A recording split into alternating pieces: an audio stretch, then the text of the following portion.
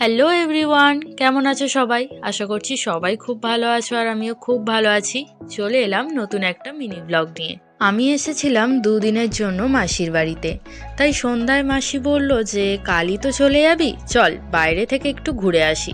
বাড়ির কাছে একটা খুব সুন্দর কালী মন্দির ছিল, সেখানে প্রথমে চলে এলাম। এর আগেও অনেকবার এই মন্দিরে এসেছিলাম। এই মন্দিরে যতবারই আসি ততবারই খুবই ভালো লাগে আমার। মন্দিরের চারপাশে আরও কয়েকটি ছোট ছোট মন্দির ছিল, সেখানে আগে ঘুরে নিয়ে তারপর মায়ের কাছে এলাম। এসেই এখানে মা মাসি প্রদীপ জ্বালাচ্ছিল, তাই আমিও একটু প্রদীপ জ্বালিয়ে দিলাম। সেই মাত্রই আরতি শেষ হয়েছে, তাই এত ভিড়। আর তাছাড়াও এখানে অনেকেই পুজো দিতে এসেছে, তার জন্যই। তারপর এখান থেকে বেরিয়ে গেলাম, আর বেরিয়েই দেখলাম পাশে ফুচকা দাঁড়িয়ে আছে।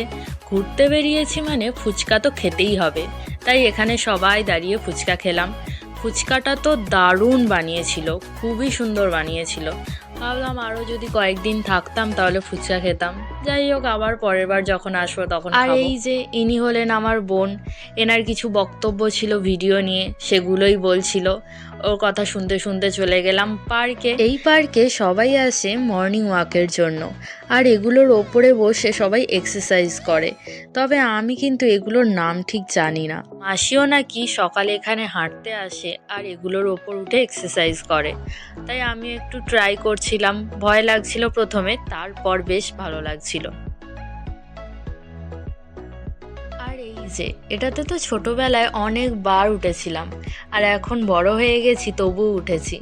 সত্যি এই পার্কে এসে তো আমার খুবই ভালো লেগেছে, কারণ অনেকগুলো এই রকম চড়ার জিনিস ছিল যেগুলোতে উঠে আমি চড়েছি। এটার নামও কিন্তু আমি জানি না, তবে এটার ওপর উঠে বসতে আমার সব থেকে বেশি ভালো লেগেছে, তাই অনেকক্ষণ ধরে গোল গোল করে ঘুরছিলাম। আর আমার মাসি তো এখানে আমাদের থেকেও ইয়াং হয়ে গেছে, আর আমার মা অনেকক্ষণ ধরে হাঁটছিল, তাই একটু ক্লান্ত হয়ে গেছে, তাই রেস্ট নিচ্ছিল। মাকে ওখানে বসিয়ে আমরা এদিক ওদিক ঘুরলাম।